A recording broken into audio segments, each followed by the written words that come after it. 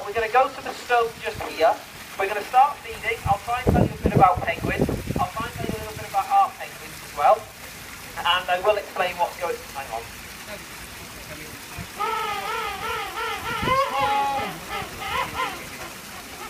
And I'll try and explain what's going on over there. But whilst I'm doing this, I'm not going to do any feeding. I'm going to get Kathleen to do all the feeding for me. And I'm just going to sit for you all. So we'll go in, see if we can move around. We should have kept her earlier. If she gets to go in the penguin cage, I'll be like, oh my gosh, she's good in the penguin cage. Look, she is. I know. And they should just make it public and let everyone know. They can bite. Look how scared she is. Her hands are in her pockets. Aw, it's a little penguin! Ah! It's the little penguin! Can you see that? Wow! I'm zooming in on him. Huh? Look at his bum. There's a couple of penguins here. There you go. Oh my god! Same thing! Oh no. No, it's not. That's how they eat. They don't have any teeth. I know. Same thing. Oh, oh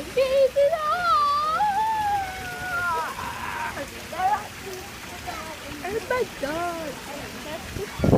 Don't hang on this head. Okay, first of all, this isn't as easy as it looks. Natalie's doing very, very well. Our penguins eat very differently than other penguins. Lots of places just tuck their fish in and let their penguins go through it themselves. We tend to feed singly and we tend to just favour some and ignore the others. We don't really, in case that comes out, people believe that. What we tend to do with our king penguins is we only ever feed the ones that come to us. Which one was that? This one. We only ever feed the ones that come to us. We never go looking for hungry penguins. The reason for this is that penguins, yeah, you're not even supposed to be down here, you two. The reason for this is that penguins are built a little bit like a fridge, which means they eat lots and lots of food in one go, and then they store it for long periods of time. Now this can work in some favours. Go get some food! Go get some food! Come on!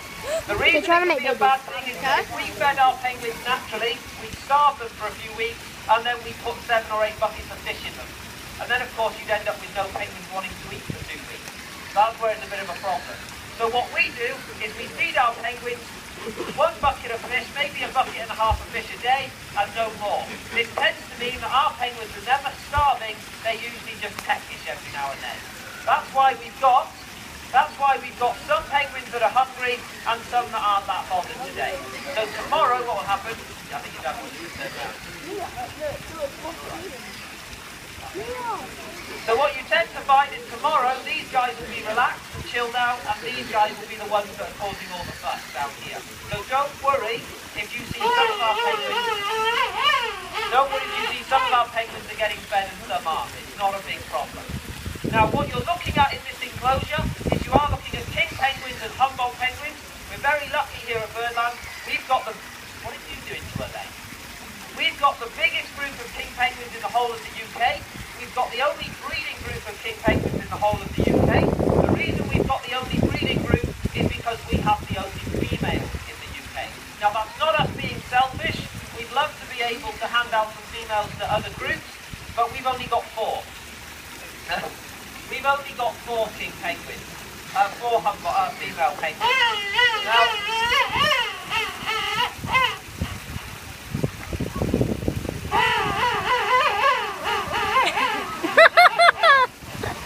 the problem with only having 4 female king penguins is that one of our female king penguins called Missy, that you saw me feed this one just here, she's the oldest king penguin in the whole of captivity at the moment. She's the oldest king penguin in captivity. She's 38 years old, which is very, very old when you think that in the wild they only live till about 17, and she's 38. She was caught out in the wild by a fisherman who stabbed her in the throat. It was a bad idea bringing him out.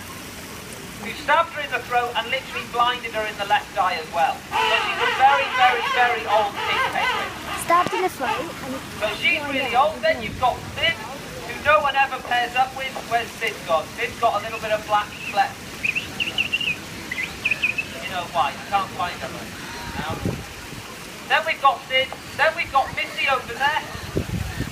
Now Missy is actually the mother of that chick, and we tell everyone that in reality, That little one, that's the shorter one there.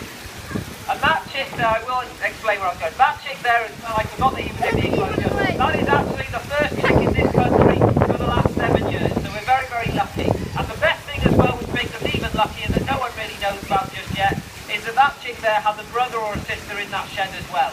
So that's the second chick for the last 2 years. So we are very lucky. Now we tell everyone that their parents won't know who they are. And this is true, mainly because king penguins work with sound. They don't go with the look of things. Everything looks the same to them. So they go by sound. So right early on, and we'll go to that in a minute, Alice.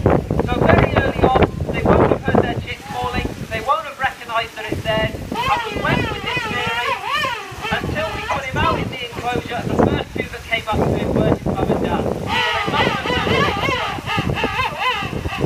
But as you can see, if you start adding babies into the enclosures, you start getting rather funny reactions. This is actually courtship calling. It's a bit late, so I don't quite know what's going on there. But it's a good sign. Hey, now we're recording for 6 minutes. No, but I'm still going.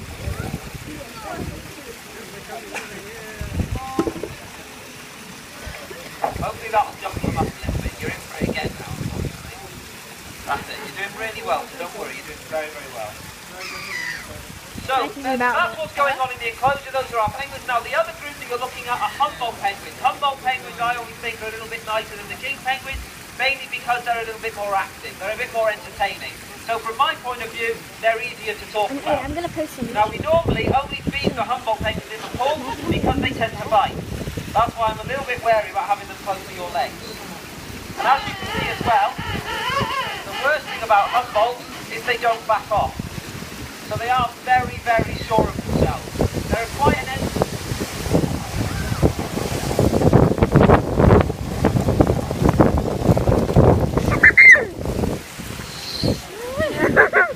Oh, the wind saw them off, that was good. So they're quite an entertaining little bird. The best thing about having Humboldts and king penguins though, is that when you do a talk, there's quite a bit to tell you about them. They do everything very different.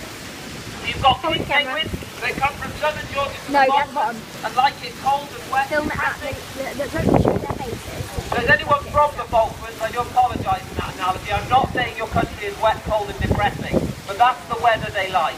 The Humboldt penguins come from the coast of Chile or Peru, which means they like it quite warm.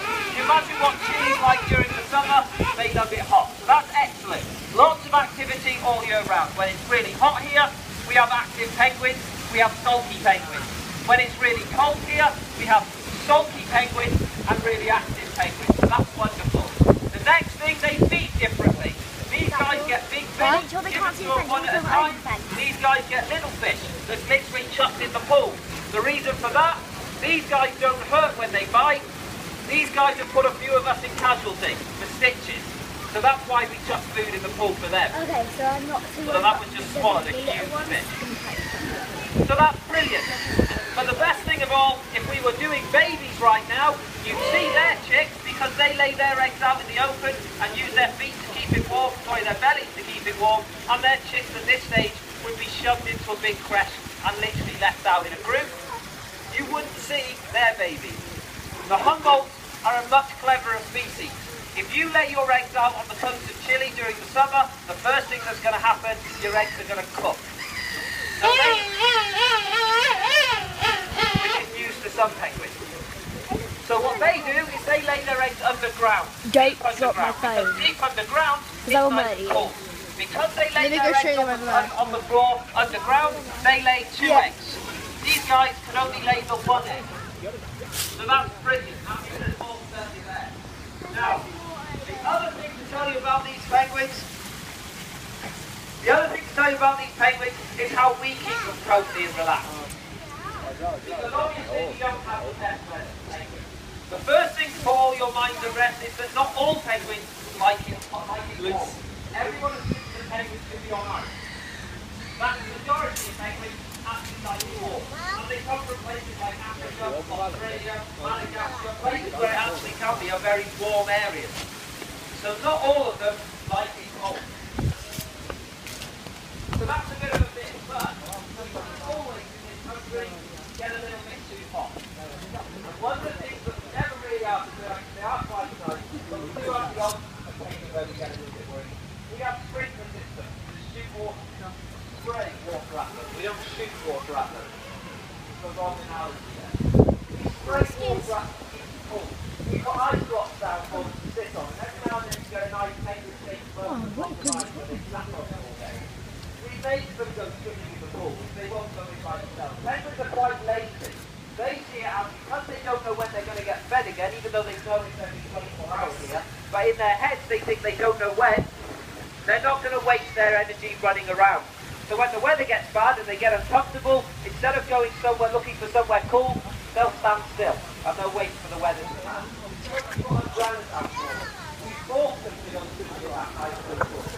What you will see is everyone gets concerned about the heat, right? If we tell you they like it really hot, and the third thing you see when they've been in our really cold pool when it's snowing,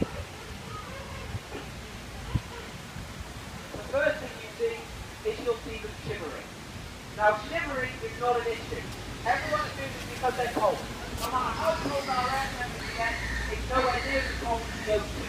So do not be alarmed by seeing shivering penguins. They're not cold. The reason they're shivering is